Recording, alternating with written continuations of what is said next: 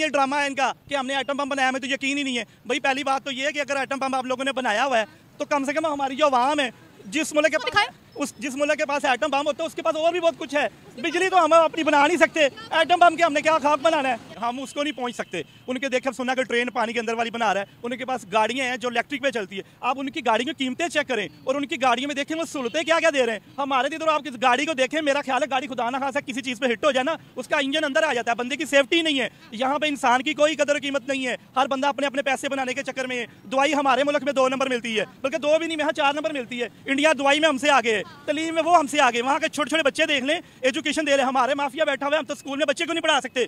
सरकारी स्कूलों का हाल देख लें, और प्राइवेट की हम फीस ही नहीं अफोर्ड कर सकते। 4-4, 5-5 हज़ार से कम बच्चे की फीस नहीं है, और उधर से बुक्स भी वो कहेंगे हम ही से ले, बाहर से वो बुक्स ही नहीं मिलेंगी। हम तो ना बच्चों को पढ़ा सकते, ना उनको अच्छा खाना दे सकते, ना उन्हें तालीम दे सकते। और बीमार हो जाए तो डॉक्टर के जाने के लिए हमारे पास पैसे नहीं है। हॉस्पिटल में चले जाए तो डॉक्टर टाइम पे टाइम लिख देगा कि इतने दिनों के बाद है ना जी आपका ऑपरेट होना, उतनी जगह मरीज हो जी फड़क जाए। इन लोगों को कोई गर्ज नहीं कर रही है। इवन के यहाँ पे सांस लेना भी पैसों के बगैर नहीं है।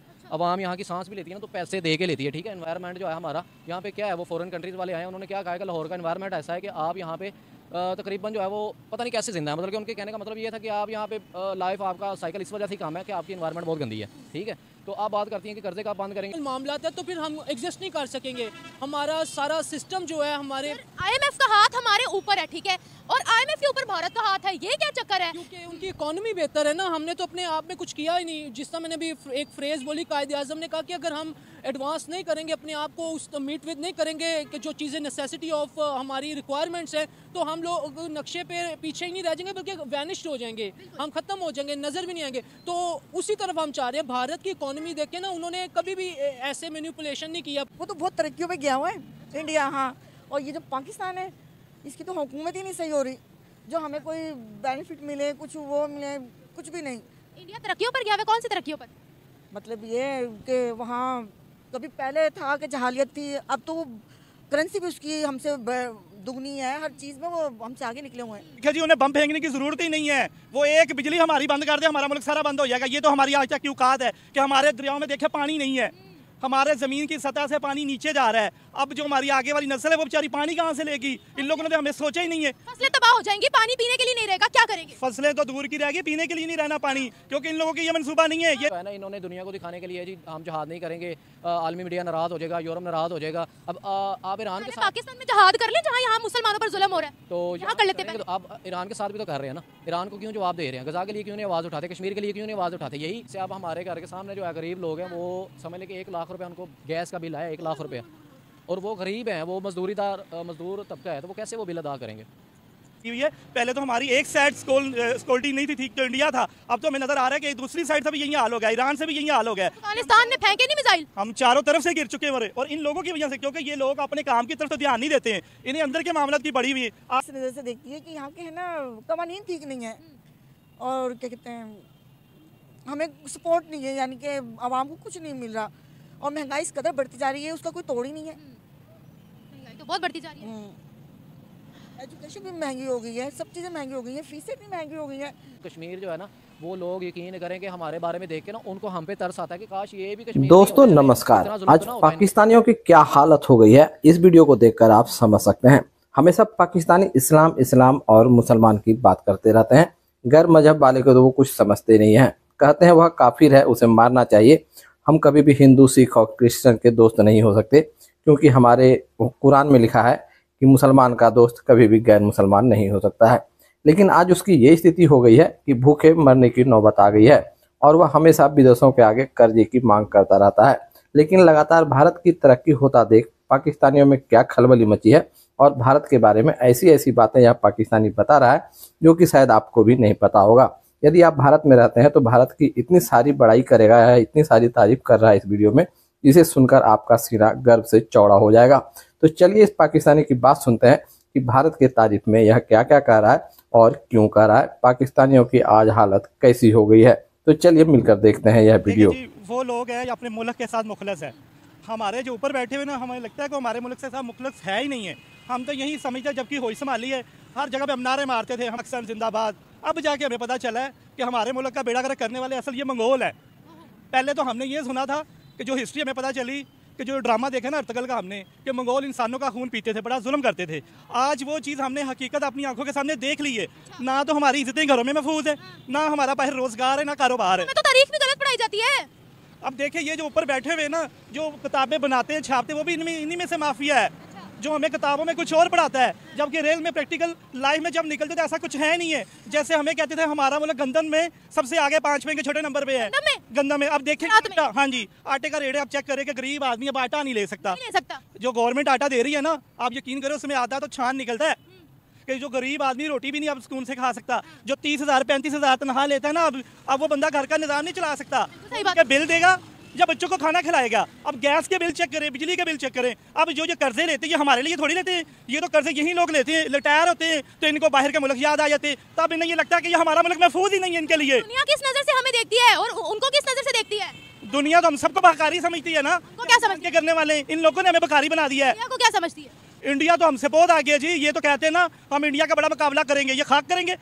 100 से ज्यादा तो कारोबार इन लोगों के हैं जिन्होंने हमारी सिक्योरिटी, अगर यही कुछ करना है तो जो बैंक का गार्ड रखा होता ना आपने, उसको भी गोलियों टॉफियों को ठेला लगा दे बैंक के अंदर, तो वही बैंक के अंदर बैठ के सिक्योरिटी भी करे और कारोबार भी अपना करे। हमें इन लोगों पर अब यकीन नहीं रह गया कि ये हमारी हिफाजत करेंगे। ये ऊपर जितने लोग बैठे हुए हैं ये सब अपनी जेबें भरते हैं और उसके बाद अंदर भाग जाते हैं। इन्हें हमारी कंट्री से हम लोगों से कोई लगाव नहीं है। हम लोग सिर्फ पैदा हुए इन लोगों को टैक्स देने के लिए, जो कमाते हैं वो बिलों में इनको देते हैं और उसके बाद बिल काटने के लिए आए थे 1 महीने बिल ना जमा कराए।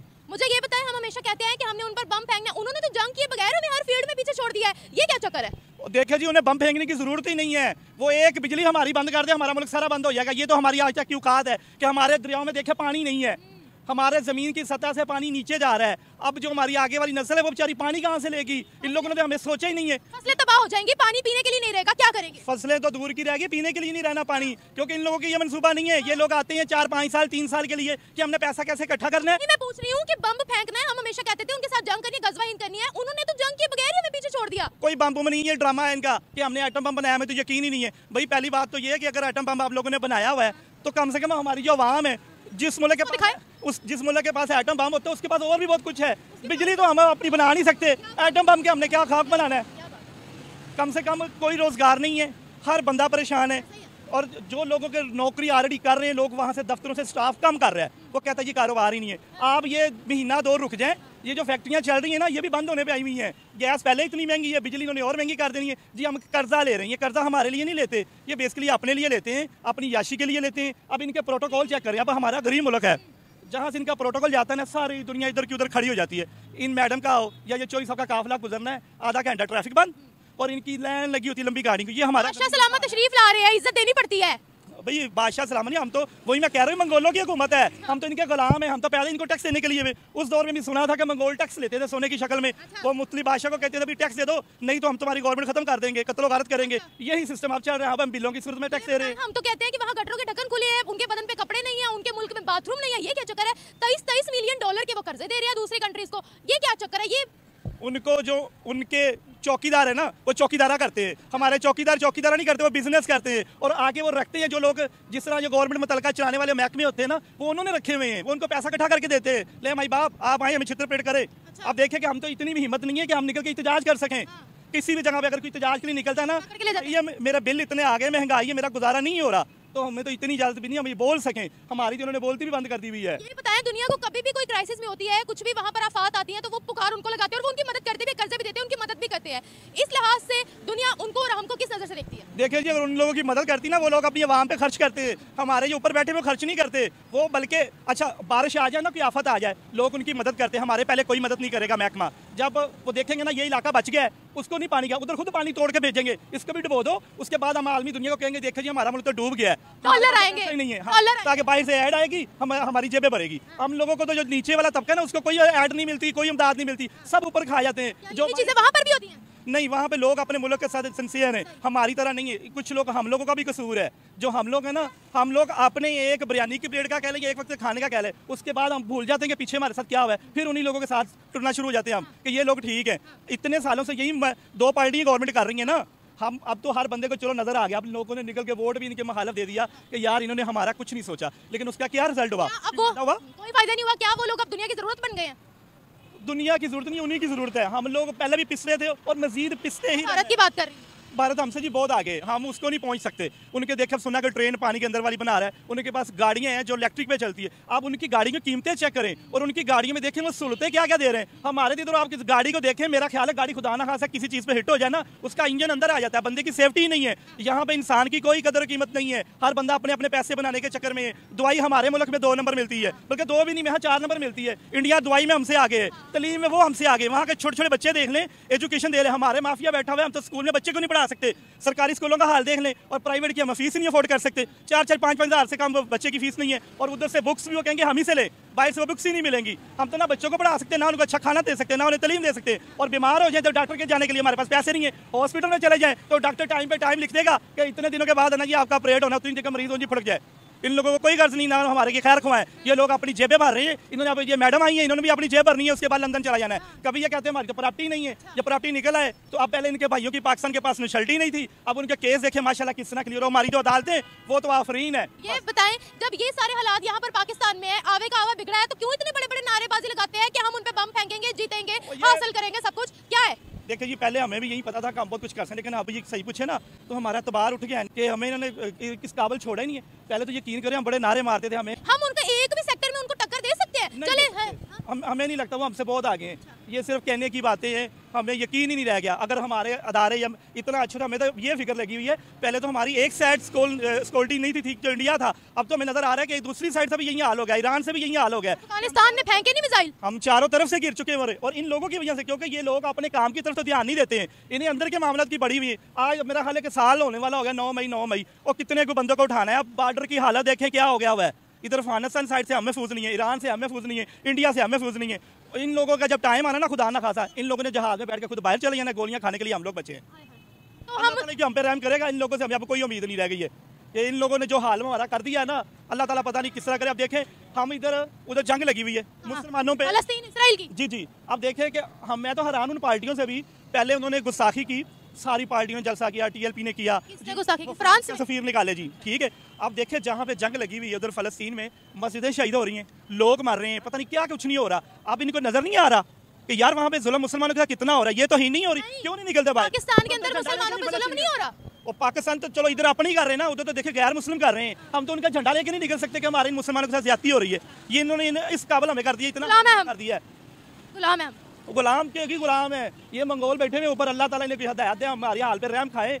बाकी इन्होंने हमें कहीं का नहीं छोड़ा। हमें तो उम्मीद भी खत्म हो गई है कि इस मुल्क के हालात बेहतर होंगे। पहले तो कोई हम जैसा बाहर चला जाता था ना, हम कोई चीज बेच के, अब तो सुना बाहर वाले भी धक्के दे रहे हैं, कोई नहीं लेना हमने पाकिस्तानियों को। जो इनका हाल है ना, यही कुछ इन्होंने हमारे साथ करवाना वो कर दिया। जो लोग बेचारे बाहर चले गए पहले टाइम के, वो भी पछता रहे हैं कि यार पीछे जो भेजते हैं वो घर में खर्चे नहीं पूरे हो रहे हैं। जो इधर कमाने वाले हैं उनका भी यही हाल है।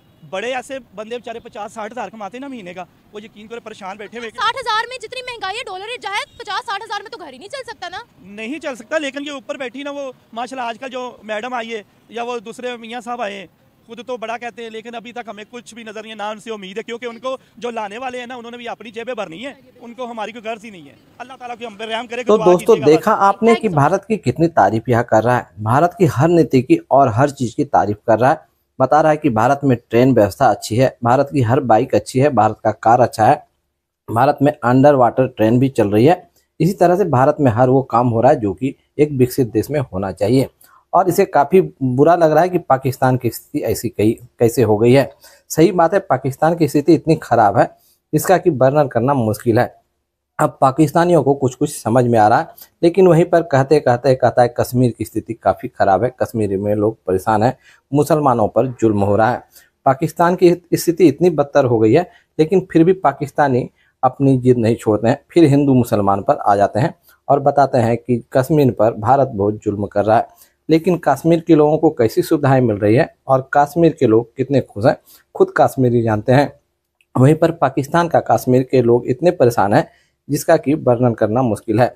वहाँ पर तो स्थिति और भी गंभीर है, वहाँ पर कोई सुविधाएं नहीं है, हॉस्पिटल की व्यवस्था नहीं है, ट्रांसपोर्ट की व्यवस्था नहीं है, वहाँ के लोग काफ़ी परेशान हैं। लेकिन फिर भी पाकिस्तान में अकड़ रहता है कि हम पाकिस्तानी हैं, मुसलमान हैं, सबसे उत्तम हैं, सबसे अच्छे हैं।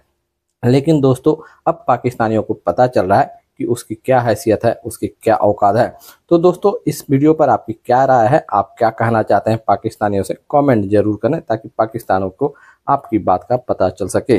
मिलते हैं अगले वीडियो में, तब तक के लिए वंदे मातरम, जय हिंद।